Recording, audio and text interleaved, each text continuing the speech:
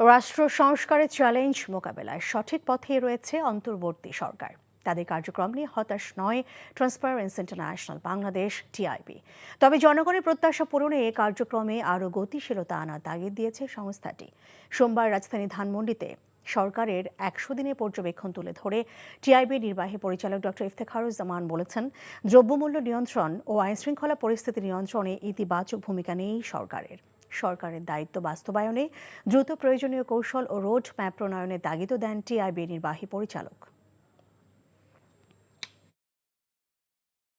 টাকা চুরির জন্য যদি আমার গলায় জুতার মালা পরাইতে হয়, তাহলে আমার শালীর সাথে প্রতারণা করার জন্য তোর ফাঁসি হবে।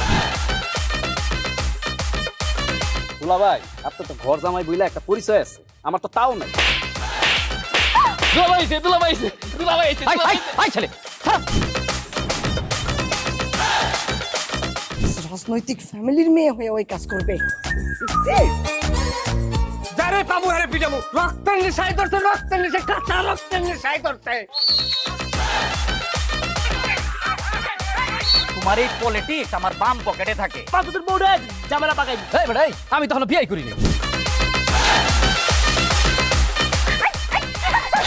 দুইটার আমি গুলি করে মারু। মাসুদরা কোনোদিন ভালো হয় না।